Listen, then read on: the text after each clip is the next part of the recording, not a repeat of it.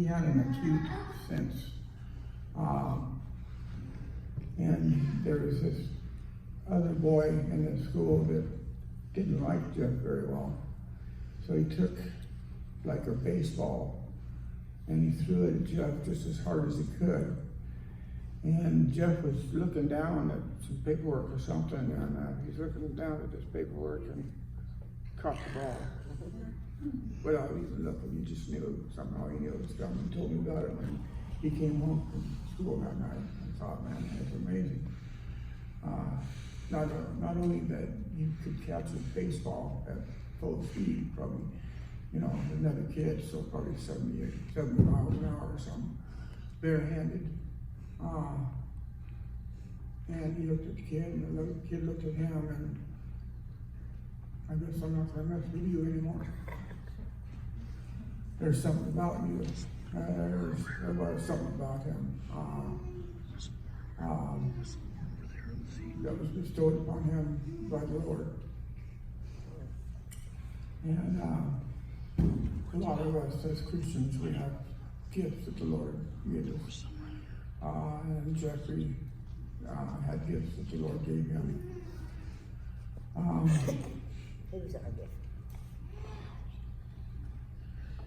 We lived in several different homes. As we were raising our family, and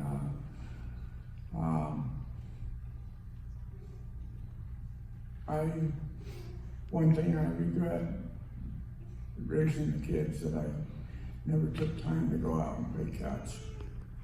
Just I did, you know, a couple times, but I look back on when the kids were little. I wish I would have gone out every weekend and played catch with them, just to spend some quality time with my kids. And so if you got kids and they're young, they're preteens or teens, take time to go out and play. Take time to stop and smell the roses. Because if you don't, I guarantee you that you'll wish you hadn't.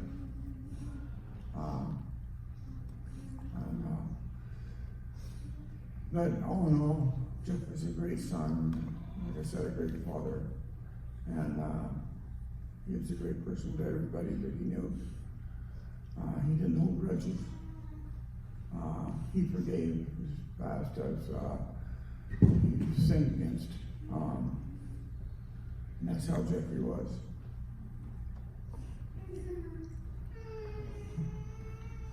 He was born in Portland, Oregon, and we lived in Woodburn, I believe, at the time. And then we moved to Jervis. We moved to Salem. We moved to Independence. We moved back to Salem. We moved out to Brooks. We moved back into Salem. And then we bought our first home. And Jeffrey was getting close to being an 18-year-old when we bought that house. But he lived in a lot of different homes as a child growing up. And I come home from work one day and I told him that I had a guy talking to a person in Nevada about a job, possible job, working as a bus driver, a school bus mechanic. And the gentleman and I told the family about it, and Jeff was so excited at the possibility of moving to another state, that from that time on, we wanted to move to somewhere in that area. And that's one of the reasons why he moved to Texas, is because he always wanted to move into another state. And we didn't get to see him much after he moved to Texas, but a couple times we were sitting at home and knocking on the door opens, and here comes Jeffrey walking in. He'd flown in for some training classes he was going to do. Of course, he's First thing he did when he got off the plane was to come see mom and dad. A truly faithful son.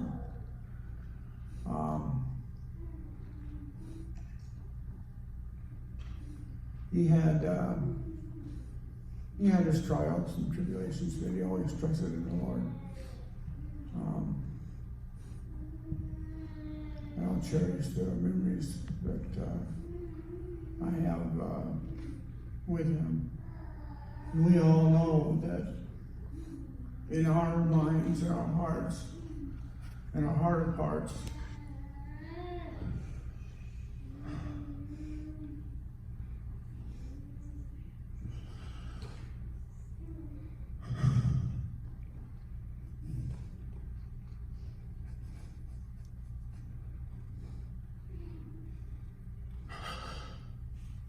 we are not supposed to have to bury one of our children.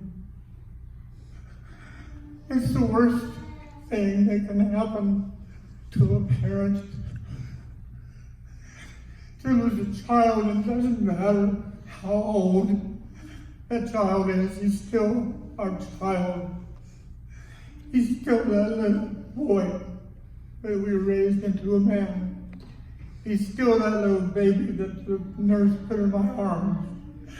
I looked up in the depths of sin and I said, God, thank you for giving me a man-child. We had 44 good years with Jeff, wonderful years.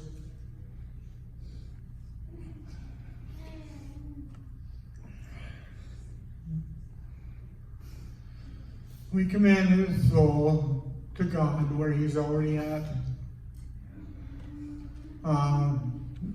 God's taking care of him. He doesn't have cancer anymore. He doesn't have any physical challenges anymore.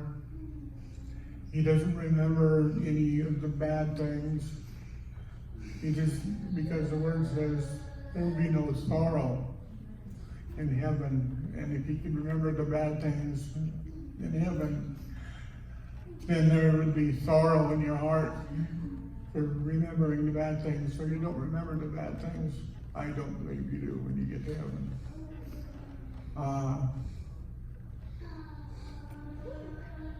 And I know that's where my son is now.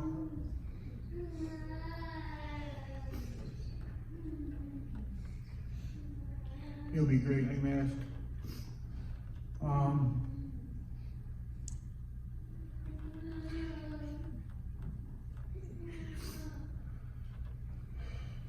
My wonderful sister.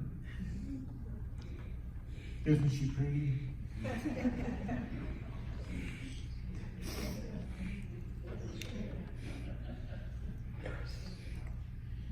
I'm not shy anymore. I used to be.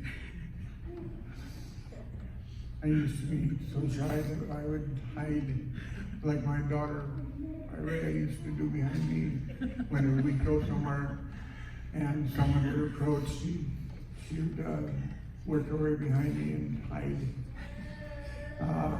because Daddy would protect her no matter what would come along. Daddy would protect her. She knew that, and that's part of Daddy's job.